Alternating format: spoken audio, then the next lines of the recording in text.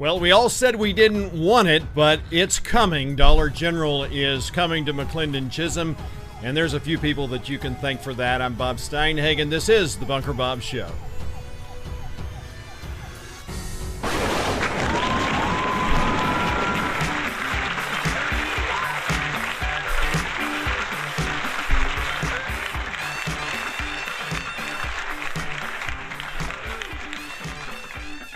Well, and good afternoon on this Thursday. I am Bunker Bob. It is great to have you with me, McLendon-Chisholm, and I hope that today is a day of reckoning for those of you like me who don't want to see big box stores coming into our community. But that is exactly what is happening, and if you're not careful, it is going to move forward whether or not you do anything with it or not. And of course, I'm talking about Dollar General, which is set to move in station, and the I'm sorry, I'm getting a low internet speed notice, and if it starts breaking up, I may need to change the settings, which I can certainly do, but. Bottom line, the big box store is on its way, and this is exactly what I had fought so hard to protect our community from. I would stand at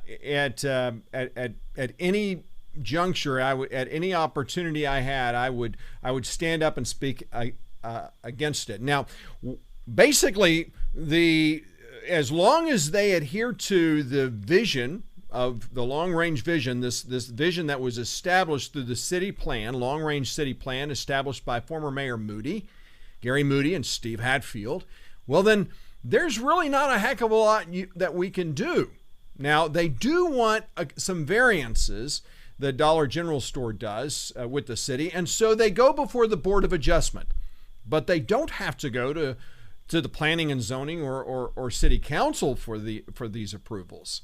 So it's interesting, I think, how William Dahl, the council member who always talks about or who tries to make people believe that he's a conservative, how he is not going to make any fuss. He's not going to stand in their way.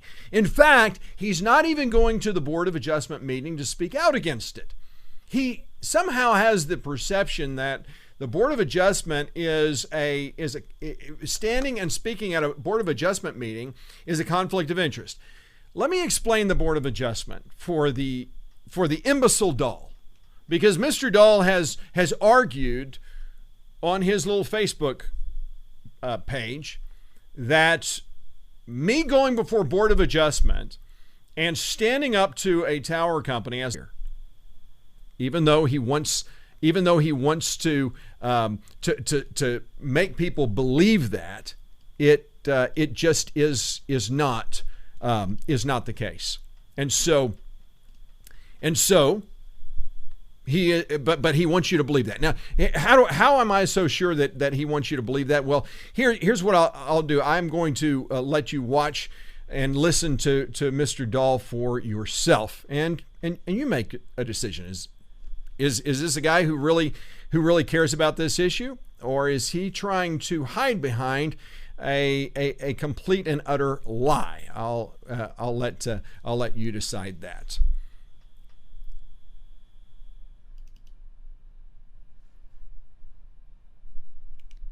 The McLendon-Chisholm Board of Adjustments is having a meeting on the 22nd at 7 p.m. Let me just double check that real quick. Yep, it's a public meeting at 7 p.m., which is going to be a Monday on July 22nd, right here at City Hall.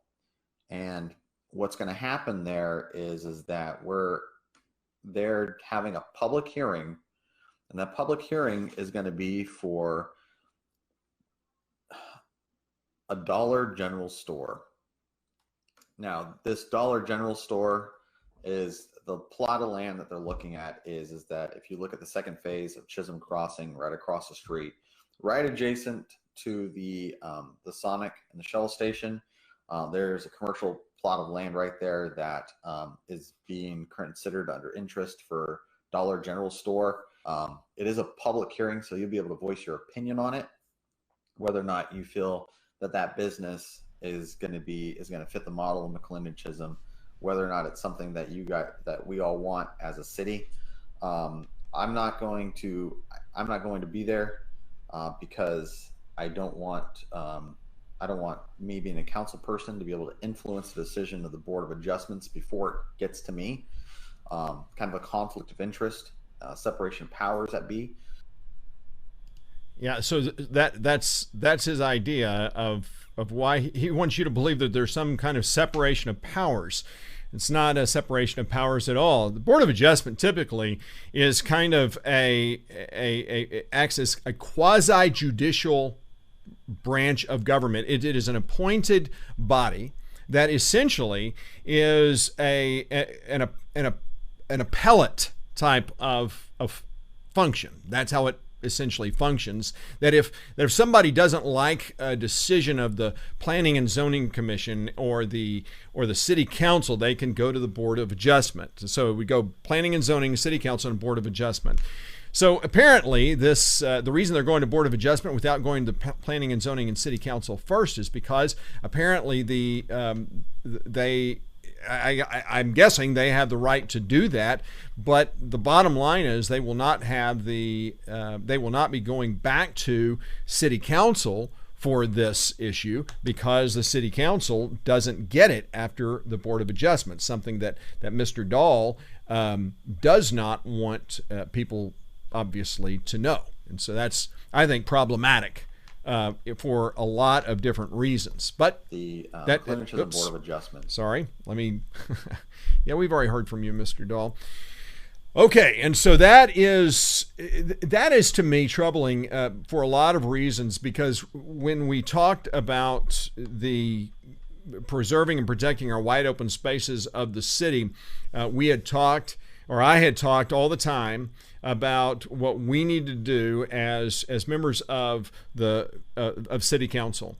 And one of those things was to stand up and speak out for the people and say that that's not something that the city wants. Mr. Dahl is a citizen of McLendon-Chisholm. He has a right, just as any citizen does, to speak out against this, and the Board of Adjustment has a responsibility, in my opinion, to deny whatever variance Dollar General wants. In my opinion, Dollar General should not be given any opportunities, any openings to move forward with this monstrosity of a store.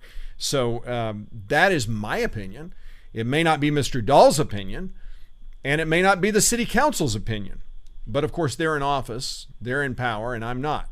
And so, as I've said before, we get the government that we elect, and we deserve the government that we elect. And what I think is also fascinating is that when they talked about how important transparency is, just take note. This city survey, the very first one that was created, that I led, and I put together a report on that. This report, as of this week, you can no longer find it on the city website. It is not there. Why? Because thanks to Lorna Kipphutt, she has been removing documents that do not meet her leftist points of view. And if you were to go into this document, I'll put a link to it on this YouTube page so that you can go and look at it for yourself and see what people are saying. But in this includes a section where we ask the question about the kinds of businesses that people want. Now, of course, the kinds of businesses that people want, as I've said before earlier in this show, is the kind of boutique type businesses. We don't want big box. We don't want the canned type of businesses. We want to keep McLendon-Chisholm unique.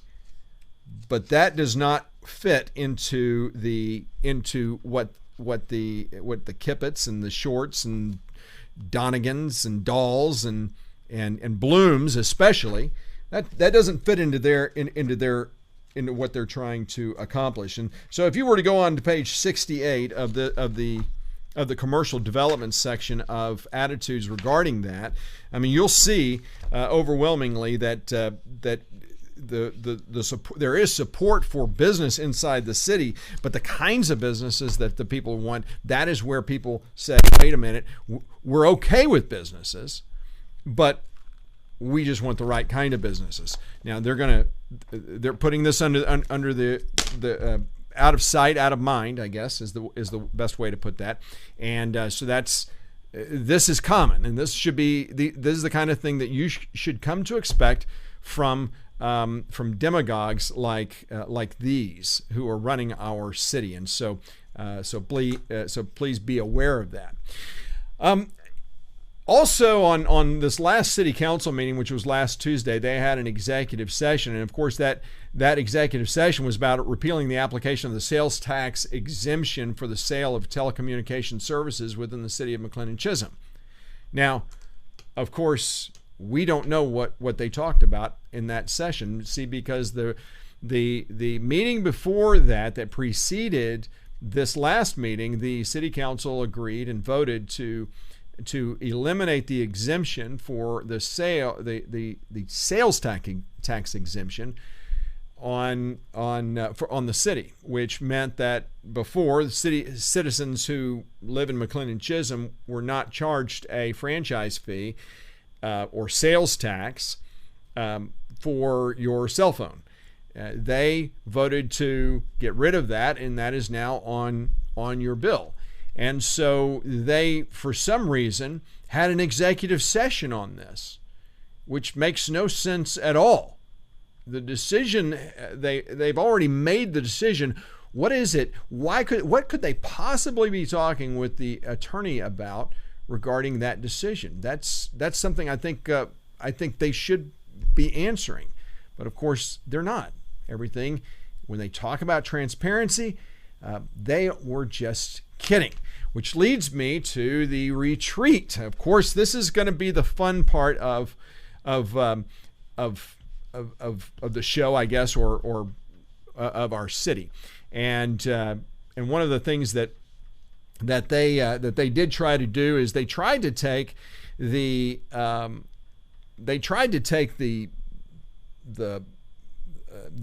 this retreat. They tried to make a real retreat out of this.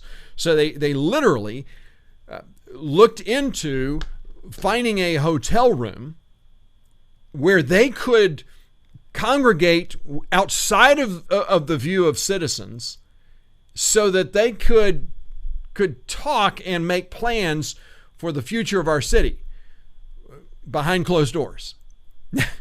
Now, of course, when we got wind of that, and we made a fuss about that, that kind of fell apart on them, and so now they're still having a retreat, but it's going to be at City Hall. It's going to be all day. It's going to be next Monday, and that's what's going to be interesting to see. So if you go to the website, the city website, the agenda is up, and I just want to kind of review for you very quickly what they plan to discuss. And what I found interesting is one of the issues that they want to talk about now. They want an update on the new McLendon-Chisholm fire rescue station. Remember, on the last show, I talked about how they're doing everything behind closed doors, and especially when it comes to the fire station, they're not talking about where the location's going to be. Could it be that they're going to talk about that now? That's good. I'm not complaining, but why does it take me hollering about it for them to actually do something about it? Because they don't care about transparency. That's the reason. So they're going to be first talking about the city organization, general law versus home rule, the mayoral powers, role of the city administrator, city secretary, other positions, and outsourced services. So they're basically going to get a primer on city government. That's refreshing. Then they're going to talk about listen to this. Develop council rules of procedure for approval at a future meeting. Develop council rules of procedure. what does that mean? Are they going to are they going away from Robert's Rules of Order? Are they going to create their own rules of order? Are they going to? And if so, how is that going to look?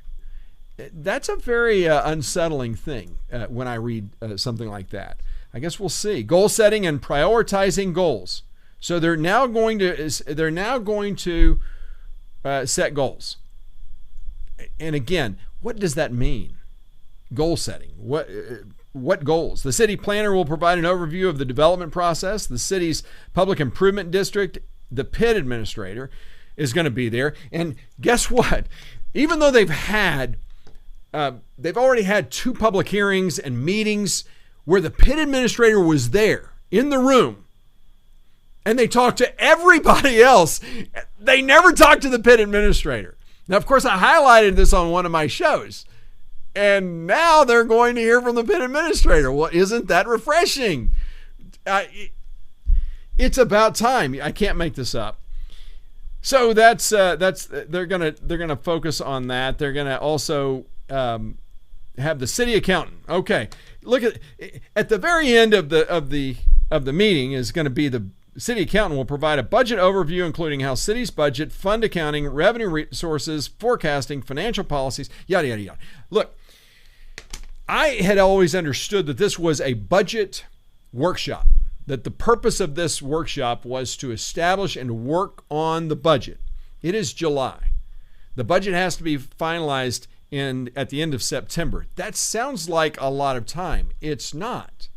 You have 2 meetings in September, 2 in August, and 1 more in July. That's not a lot of time. The key issue for me now here, they're also going to do a legislative update, whatever that means, and do a future calendar of events. But what they haven't put on this agenda, how are they going to get the those who are in the ETJ who receive public benefit from the people of McLendon-Chisholm, that they contribute nothing to their public safety? 0 for fire safety. They always have. The fact that more than half of all fire calls go outside of the city. The fact that the city of McLendon-Chisholm makes up 1/3 of the total fire district, and that 2/3 of the fire district contribute nothing to their fire safety. This is why the big frustration when I was mayor and was trying to get some kind of movement from the volunteer fire department before they decided that if we didn't pay them everything that they asked for, they were just not going to serve the city of McLendon-Chisholm, which is what led to us having to start our own fire department. But of course we have the great Herman Larkin, who said that he understands when he campaigned, he's all about making plans, that he can come up with fiscal solutions. But this is one of them he will not touch. Why? Because he's part of that whole problem with the MCVFD, where misappropriating funds for the benefit of his best friend, the fire chief. He happened to be the treasurer of the McLendon-Chisholm Volunteer Fire Department, where they came up with a scheme where the fire chief's brother would be the grant writer, the so-called grant writer, even though he has no other clients, even though he's never been a grant writer before professionally.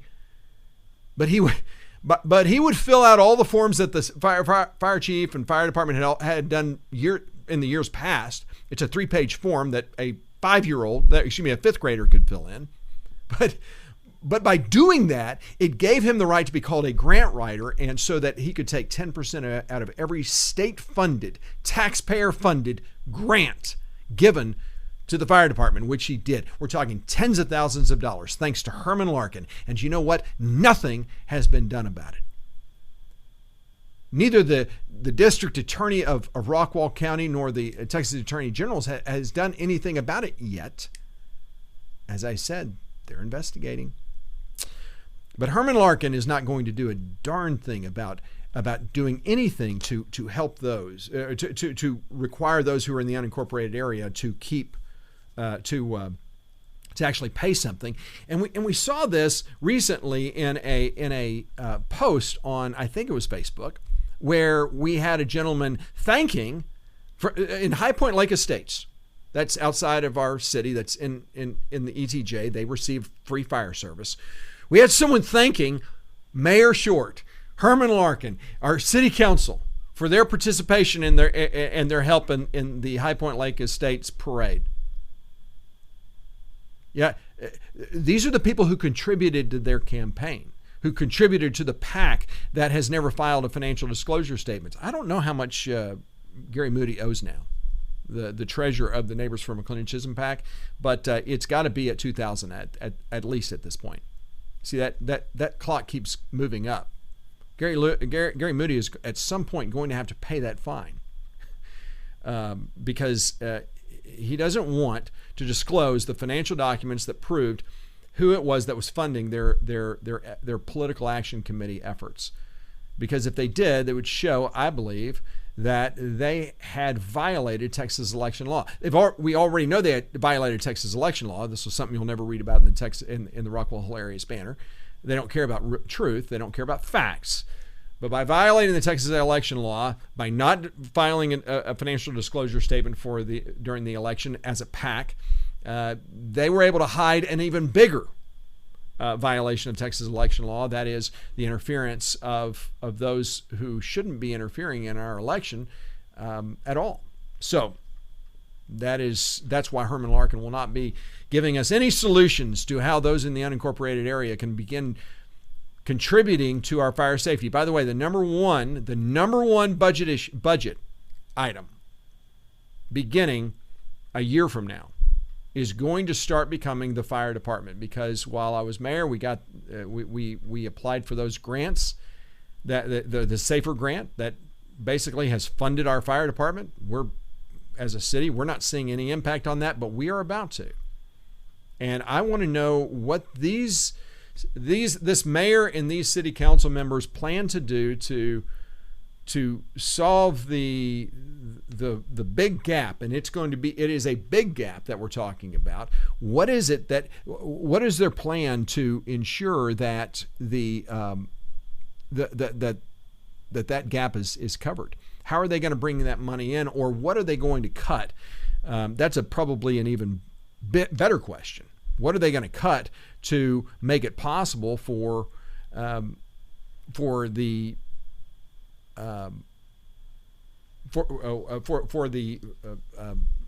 city to be able to afford the fire department?